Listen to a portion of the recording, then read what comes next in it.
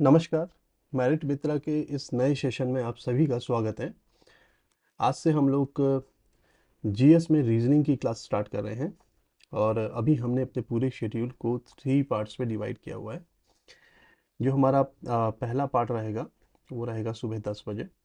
10 बजे आपको अमूमन रीजनिंग की क्लास मिलेगी और शाम को 3 बजे आप लोगों को, दिन में 3 बजे आप लोगों को सब्जेक्टिव क्लासेस मिलेंगी। जैसे अभी एनसीईआरटी मैथ्स का क्लास चल रहा है, क्लास 10th का, तो उसमें क्लास 10th के ही आपको मटेरियल मिलने स्टार्ट हो जाएंगे। ऐसे ही शाम को 7 बजे आप लोगों को जीएस की क्लास मिलेगी जिसमें हम जनरल स्टडी वाले टॉपिक्स को कवर करेंगे। ऑलराइट। तो जितना हो सकता है उतना हम लोग इसमें और डालने की कोशिश करेंगे। तो फिलहाल अभी हमने अपने पूरे शेड्यूल को 3 पार्ट्स में डिवाइड किया हुआ है। सुबह 10 बजे, दिन में 3 बजे और रात को 7 बजे। ठीक है। तो आप इन समयों पे हाँ संपर्क में रहिएगा। ठीक है। तो और आपको मटेरियल मिलता चला जाएगा। तो आज आप स्क्रीन पे देख सकते हैं हमारी जो पहली रीजनिंग क्लास है वो है सिंबल बेस्ड क्वेश्चंस। ठीक है। और ये काफ़ी कॉम्पिटिटिव एग्जाम्स की तैयारी कराती है। ठीक है। इसमें आपकी काफ़ी अच्छी प्रिपरेशन हो जाएगी, जैसे एसएससी, सीजीएल, ठीक है, रेलवे की, बैंक एग्ज़ाम की। ठीक है। चाहे हम ऐसे यूपीएससी की बात करें या यूकेएसएससी की बात करें, यूपीएसएससी की बात करें, पीपीएससी की बात करें, चाहे किसी भी स्टेट का एग्ज़ाम हो, उनमें आपको रीजनिंग क्वेश्चन मिलने ही मिलने हैं। है ना। तो रीजनिंग का जो है पार्ट बहुत इंपॉर्टेंट पार्ट है। ठीक है। ये आपके स्कोर को बूस्ट करता है, पहली बात। ठीक है। तो जिन लोगों का जीएस अच्छा है लेकिन रीजनिंग अच्छे नहीं है, वो लोग कहीं ना कहीं थोड़े अपने आप को बैकवर्ड फील करेंगे। है ना। लेकिन अगर आपका रीजनिंग स्ट्रांग हो जाएगा तो फिर आप लोग जो है किसी भी कॉम्पिटिटिव एग्जाम में एक अच्छा स्कोर कर सकते हैं और किसी भी एग्जाम को इजीली क्रैक कर सकते हैं। ठीक है। तो जिन्होंने अभी अभी अपनी प्रिपरेशन स्टार्ट करी हुई है, रीजनिंग की वजह से वो पीछे रह जाते हैं, चाहे रीजनिंग, चाहे वो किसी चाहे फॉर एग्जांपल वो टेट का एग्ज़ाम दे रहे हों, है ना, यू टेट हो गया, सी टेट हो गया, या किसी भी स्टेट का आप टेट का एग्ज़ाम दे रहे हो, तो उसमें भी आपको रीजनिंग मिलनी ही मिलनी है। तो अलग अलग टाइप के रीजनिंग क्वेश्चंस रहेंगे। ठीक है। रीजनिंग क्वेश्चंस में आपके डायरेक्शन के क्वेश्चंस भी हो सकते हैं, कैलेंडर के क्वेश्चन हो सकते हैं, वॉच के क्वेश्चंस हो सकते हैं, है ना, टाइम एंड वर्क के क्वेश्चन हो सकते हैं। तो वो सारे क्वेश्चन हम लोग अपने इन क्लासेस में डील करने वाले हैं। राइट। ओके। तो चलिए अभी ज़्यादा टाइम वेस्ट नहीं करते हैं और देखते हैं कि हमने आप लोगों के लिए क्या क्या मटेरियल तैयार किया हुआ है और उस हिसाब से हम आगे बढ़ते हैं। ऑलराइट। तो चलिए आज की क्लास को शुरू करते हैं। ओके।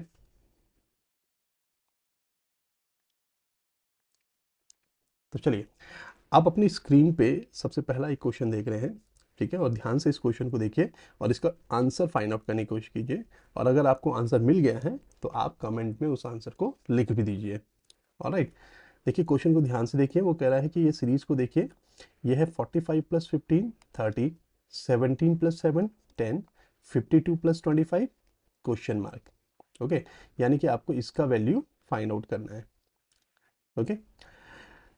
देखिए इस तरीके के क्वेश्चन को करने का क्या तरीका रहता है, जैसे फिलहाल तो यहाँ पे आपको प्लस सिंबल मिल गया है ना, तो इन्होंने लिख दिया यहाँ पे 45 + 15 = 30। ओके।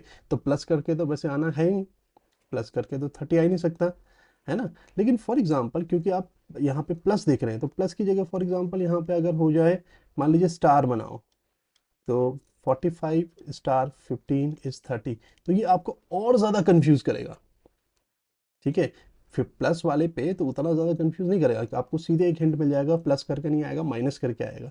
लेकिन उसके अलावा कोई और सिंबल लगा हो, जैसे स्टार लगा हो, 45A 15 दिया हो और 30 दिया हो, है ना, तो ऐसी चीज़ें आपको थोड़ा कंफ्यूज करेंगी। तो एग्जाम में बी अलर्ट, आपको ऐसे भी मिल सकता है, कोई और सिंबल भी मिल सकता है। यहाँ पे हमने प्लस का यूज़ किया हुआ है।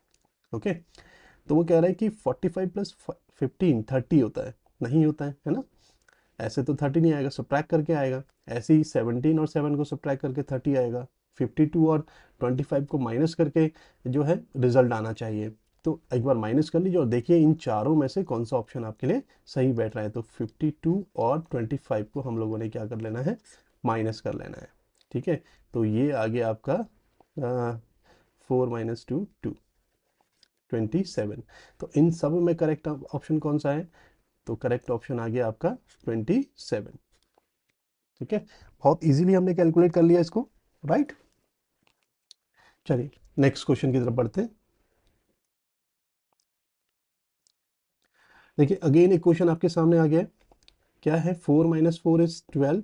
नहीं हो सकता 4 - 4 12, और 4 + 4 भी 12 नहीं होता, है ना। 4 × 4 भी 12 नहीं होता, 4 ÷ 12 भी 12 नहीं होता। ठीक है, तो आखिर ये 12 कैसे आया होगा? 6 - 6 30 कैसे हो गया? और 8 - 8 का क्या रिजल्ट होना चाहिए? ओके, तो यही रीजनिंग है, यही आपको दिमाग लगाना है और सही आंसर इन चारों में से एक आपको सेलेक्ट करना है। ठीक है, तो देखिए अगर मैं बात करूं 12 कैसे आएगा, ठीक है, तो 4 तो 12 नहीं हो सकता अगर मैं मल्टीप्लिकेशन की साइड जाता हूं। ठीक है, लेकिन अगर आप ध्यान से देखें तो ये जो बन रहा है 4 × 4 तो नहीं होता, लेकिन 4 × 3 12 होता है। ऐसे 6 इन -6 तो 30 नहीं होता, है ना। 6 × 5 आपका 30 हो सकता है ना। ऐसे यहाँ पर 2 × 1 2 हो जाएगा। तो आप एक पैटर्न देख रहे हैं यहाँ पे जो भी नंबर है नेक्स्ट वो उससे एक कम है, और इनके बीच में मल्टीप्लिकेशन का साइन हिडन है, तो 12 आ गया। यहाँ भी देखिए 6 है, इससे एक नंबर कम, यानी कि 5 यहाँ पे है, और इनका मल्टीप्लिकेशन हो रहा है तब 30 आ रहा है। ऐसे यहाँ पे 2 लिखिए, और इस 2 से एक नंबर कम 1 हो गया, और इनका प्रोडक्ट कीजिए 2 आ गया। तो इसी पैटर्न पे अगर हम चलते हैं, ये 8 रहने दीजिए, ये इससे एक कम कर दीजिए 7, और इनको मल्टीप्लाई कर दीजिए, तो ये आ जाएगा 56। तो इन सब में करेक्ट आंसर क्या हो गया? 56। ठीक है, तो रीजनिंग आपको क्लू तैयार करनी है कि कौन सा क्लू आपका बैठ रहा है, और उस हिसाब से आपको आगे बढ़ जाना है। ऑलराइट, ठीक है, आगे बढ़े। चलिए एक क्वेश्चन और देखते हैं। अभी यहाँ पे क्या कह दिया, देखिए 4 - 4 17 कह रहा है, उसी का जैसा क्वेश्चन है। अब आप दिमाग लगाइए और इसका आंसर मुझे बताइए। ठीक है, मैं थोड़ी देर के लिए होल्ड कर लेता हूँ। ठीक है, लेट से मैं 10 तक काउंट कर लेता हूँ मन में, आप बता दीजिए इसका आंसर। ठीक है,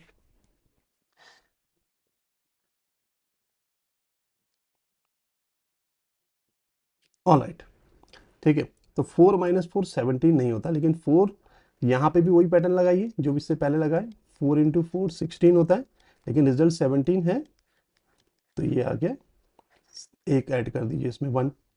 ऐसे ही यहाँ पे भी 6 × 6 कितना आ गया? 36 आ गया, इसमें भी एक ऐड कर दीजिए, 37 आ जाएगा। ऐसे यहाँ पे भी 2 × 2 4 होगा, उसमें एक ऐड कर दीजिए 5। ऑलराइट, तो रिजल्ट क्या आ गया आपका इस हिसाब से? 5 × 5 तो होना ही है 25, इसमें 1 ऐड कर दीजिए, तो आ गया 26। तो इस हिसाब से आपका रिजल्ट बना बी वाला ऑप्शन इसका। ऑलराइट, अब जैसे इससे पहले वाला क्वेश्चन था, ठीक है, उसमें भी आप इस तरीके से और कर सकते हैं। तो मतलब आपके दिमाग में जो क्लू जिस समय आ रहा है, आप उस हिसाब से उसको सॉल्व कर सकते हैं। ठीक है, एक और देखते हैं क्वेश्चन। एक क्वेश्चन और देखिए, क्या कह रहे हैं? 6 × 8 × 3 638, 9 × 0 × 2 इज 920, तो 5 × 7 × 4 क्या होगा? Question mark. ओके, तो यहाँ पे भी ऐसे ही आप पैटर्न को पहचानने की कोशिश कीजिए। ठीक है, क्या कह रहा है? देखिए 6 × 3 × 8, तो प्रोडक्ट तो इनका ये नहीं हो सकता, बस ये क्या है, ये ऐसे ही यहाँ पे लिख दिए हैं। लेकिन हुआ क्या है, जो 100 प्लेस है, जो सैकड़े वाली चीज है, 6, ठीक है, वो एज इट इज लिखा है, बस इनको आगे पीछे लिख दिया है। देखो ध्यान से, 6 ऐसे ही है, 3 इधर आ गया, 8 इधर आ गया, तो 638 हो गया। ऐसे ही यहाँ देखिए 9 ऐसे ही है, इन दोनों को आगे पीछे लिख दिया है। तो पैटर्न के हिसाब से तो यही होना चाहिए। तो एक बार ऐसे ही लिख देते हैं इसे, फिर देखते हैं कि हमारे किसी आंसर से मैच करेगा। तो 5 ऐसे ही रहने दीजिए, इनको ऐसे ही इधर उधर कर दीजिए, तो 5 4 7 हमारा रिजल्ट बनता है। इनमें से कोई है? बिल्कुल है, बी वाला ऑप्शन है ना। तो आपको कई बार इस तरीके से भी करना होगा क्वेश्चन को, राइट। समझ में आई बात, है ना। तो रीजनिंग है, ये अपने तरीके से डील कीजिए। ठीक है, आपके दिमाग में जो आ रही है, जो क्लू आ रहा है, आप उस हिसाब से आगे बढ़ जाइए। है ना, क्योंकि ढेर सारे क्वेश्चन आपको प्रैक्टिस करनी है, तब जाके एग्जाम में आप लोग बहुत आसानी से कम समय में रीजनिंग को सॉल्व कर पाएंगे। पहली बार करने जाओगे तो टाइम बहुत ज़्यादा लगना है, ठीक है, और हो सकता है सॉल्व भी ना हो। ठीक है, चलिए आगे बढ़ते हैं।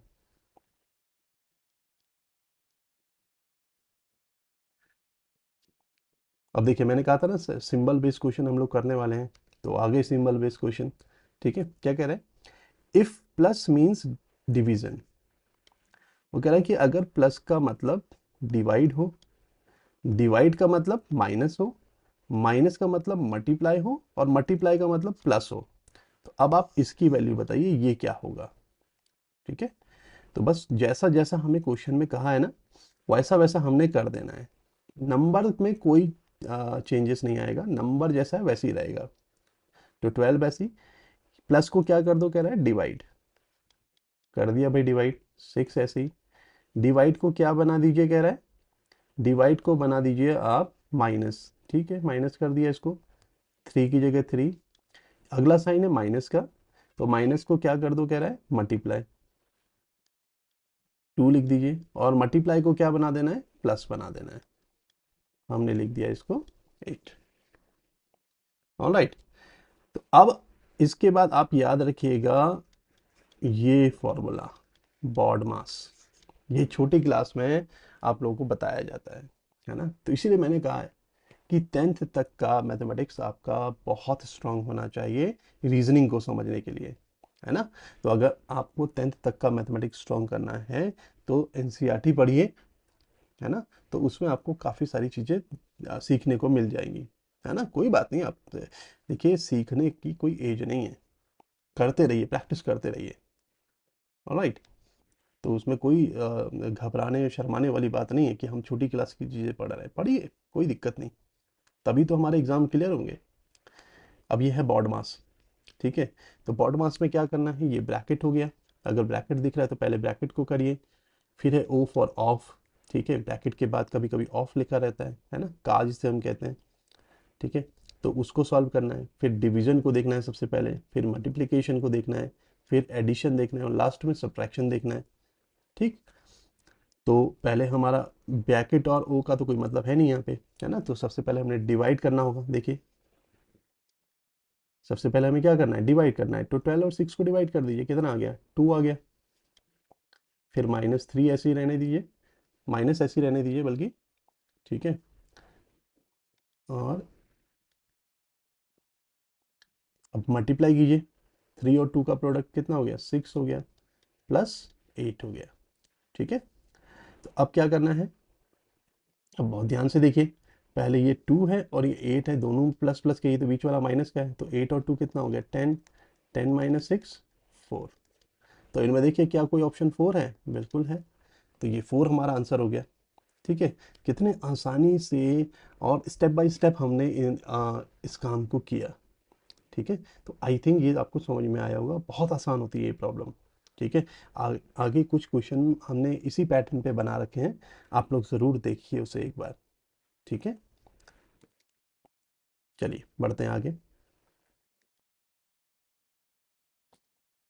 हम्म, तो चलिए, जैसा कि मैंने आपको बोला था कि आने वाले कुछ क्वेश्चन हम सेम पैटर्न पे करने वाले हैं, तो ये क्वेश्चन देखिए बिल्कुल सेम उसी पैटर्न पे है। आप लोग इसको अपनी नोटबुक में सॉल्व कीजिए और कमेंट में इसका आंसर मुझे बताइए क्या आ रहा है। ठीक है, तो चलिए मैं भी इसको सॉल्व कर देता हूँ आपके लिए।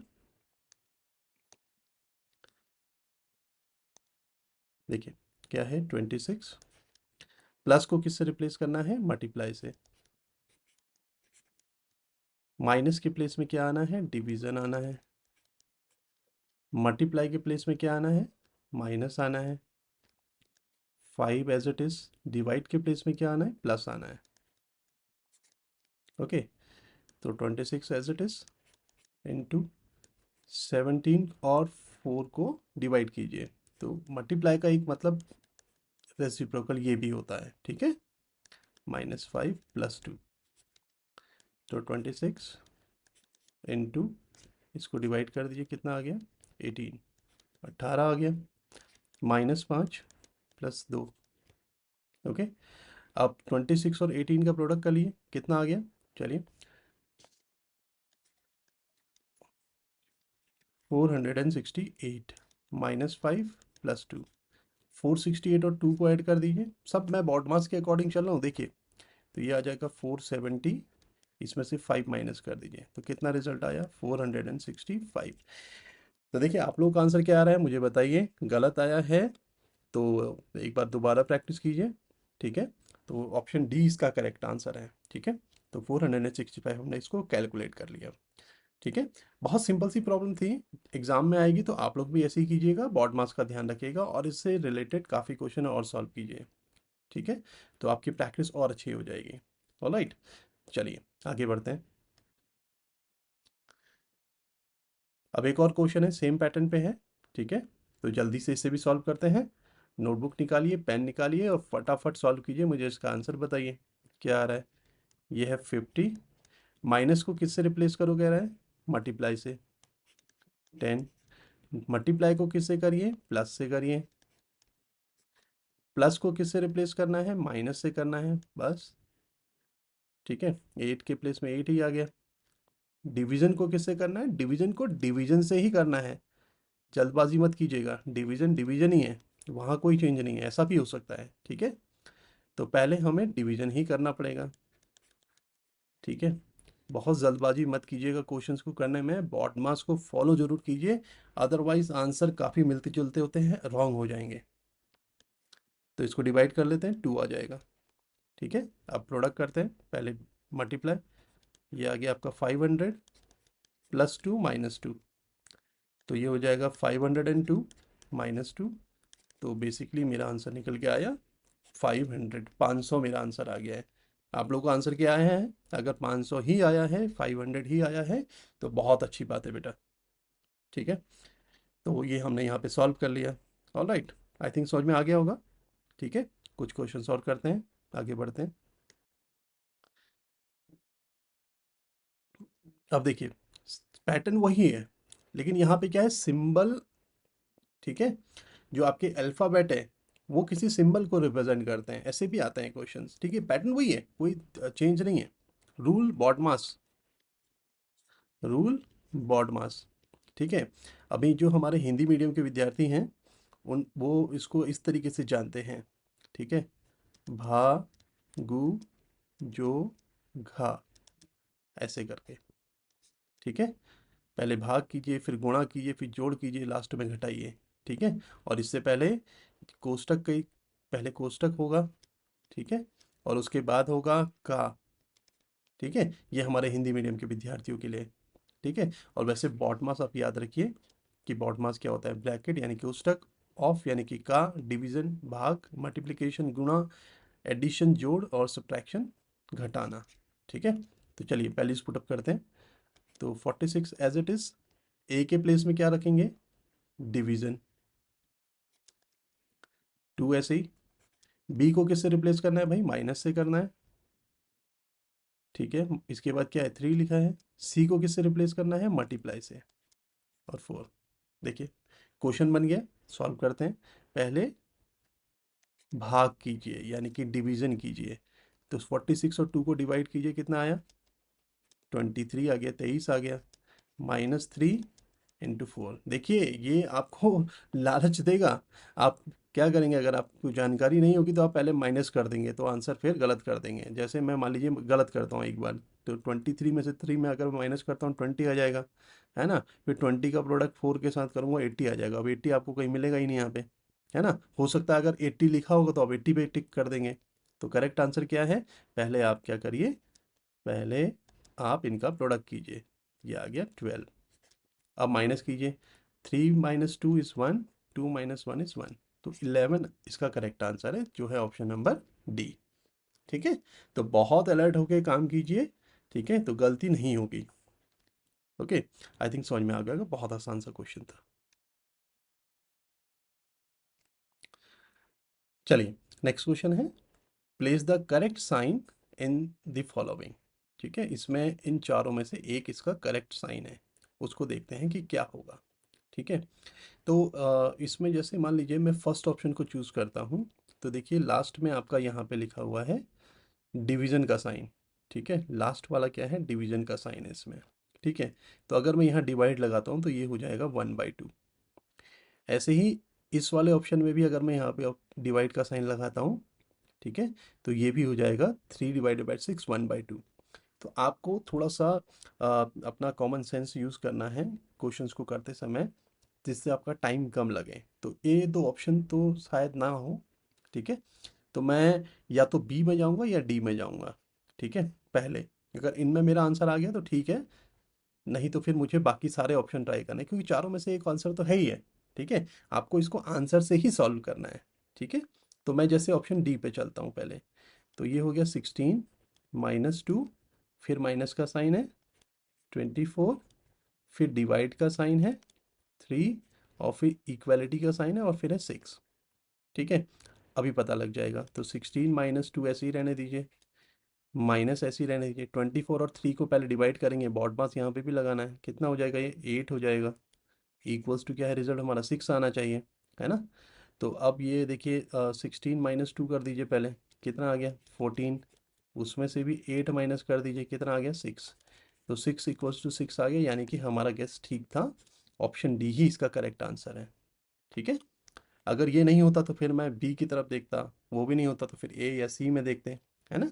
तो इस तरीके से आप इसको कर सकते हैं। ओके, चलिए आगे बढ़ते हैं। अब देखिए नेक्स्ट क्वेश्चन क्या है, यहाँ पे प्रॉपर ब्रॉड मास आना है, ठीक है। तो बहुत ध्यान से करना है इस क्वेश्चन को। तो पहले 42 ऐसे ही रहने दीजिए जैसा लिखा हुआ है, माइनस का 2 भी ऐसे ही रहने दीजिए। सबसे पहला काम हमारा ब्रैकेट को खोलने का है, तो ब्रैकेट में भी 25 ऐसे ही रहने दीजिए, प्लस, क्योंकि इन दोनों में देखिए यहाँ पर दिख रहा है आपको डिवीजन का साइन है, तो पहले डिवाइड होगा, तो 16 और 4 को डिवाइड कर देते हैं, कितना आ जाएगा 16 डिवाइडेड 5 4 इज 4 ओनली, फिर मल्टीप्लाई 3 -4 इंटू 4 प्लस 5। ओके, अब ये 42 ऐसे ही रहने दीजिए, -2 ऐसे ही रहने दीजिए, ठीक है।